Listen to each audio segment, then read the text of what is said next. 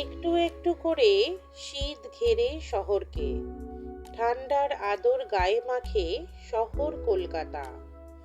November থেকে শহর সাজে রঙিন আলোয়, প্রেম জমে। তবে এবারের নভেম্বরে টক অফ দ্য টাউন অন্য কিছু। ঘরে ঘরে তার দেখা, তাকে নিয়েই গল্প। তবে সে এসআইআর নয়, বাদামি প্রজাপতি। চলতি বছরের নভেম্বর থেকে শুরু করে শহর জুড়ে হঠাৎ করে বাদামি প্রজাপতির দেখা মিলেছে। প্রথম প্রথম অনেকেই দ্বিধায় ছিল, আদেও এটা প্রজাপতি তো নাকি মথ।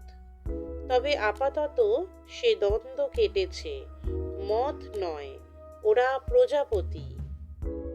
গত কয়েক সপ্তাহ ধরে বাড়ির বারান্দা থেকে শুরু করে বাগান, ফুটপাত, ঘরের ভিতরে, এমনকি ঝা চকচকে বহুতল অফিসেও অবাধে উড়ে বেড়াচ্ছে এই প্রজাপতি।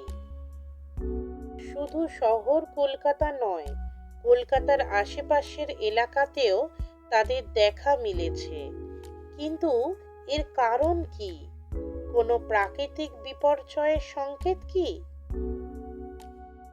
বিশেষজ্ঞদের মতে এই মুহূর্তে যে বাদামি প্রজাপতিগুলি সব থেকে বেশি দেখা যাচ্ছে সেগুলির নাম কমন ইভিনিং ব্রাউন। এদের ওজন খুবই সামান্য, মাত্র কয়েক মিলিগ্রাম। এদের ডানা 2.5 থেকে 3 ইঞ্চি চওড়া। দুটি মরশুমে আমাদের এখানে বেশি প্রজাপতি দেখা যায়।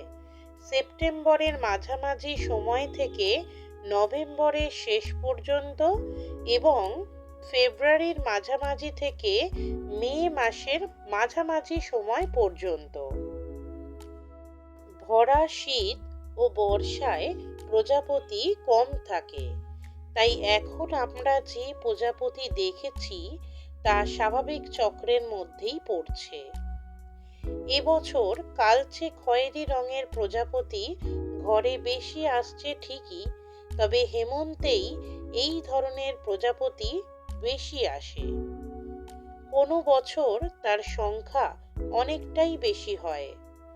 আবহাওয়া ও বিভিন্ন ফ্যাক্টরের উপর তা নির্ভর করে। আবার কোনো বছরে কোনো একটা বিশেষ প্রজাতির সংখ্যা বৃদ্ধি হয়, তখন সেটা বেশি দেখা যায়। বিশেষজ্ঞরা জানাচ্ছেন, এ নিয়ে উদ্বেগের কিছু নেই। বাদামি প্রজাপতিদের হঠাৎ আগমন একটি ঋতু পরিবর্তনের মতোই স্বাভাবিক ঘটনা। এটি কোনো প্রাকৃতিক বিপর্যয়ে সতর্কতা নয়। সাধারণত শীতের শুরুতে এদের সংখ্যা সব থেকে বেশি হয়। এই প্রজাপতিগুলি এরপরে ডিম পাড়বে। ডিম থেকে শুঁয়োপোকা বা লার্ভা হবে এবং সেই লার্ভাগুলি পরের বর্ষা না আসা পর্যন্ত পিউপা হয়েই থাকবে।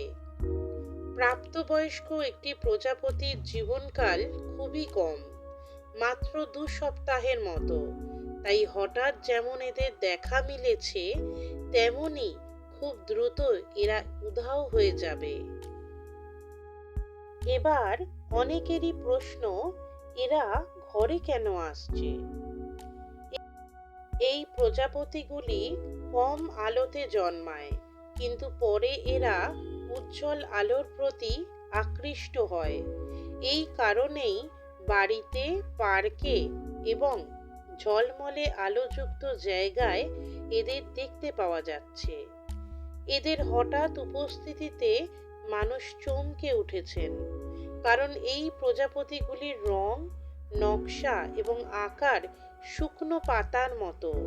তাই যখন এরা অল্প সংখ্যায় থাকে তখন এদের সহজে দেখা যায় না, কিন্তু একসঙ্গে ঝাঁক বেঁধে বেরোলে আলাদা করে নজরে আসে।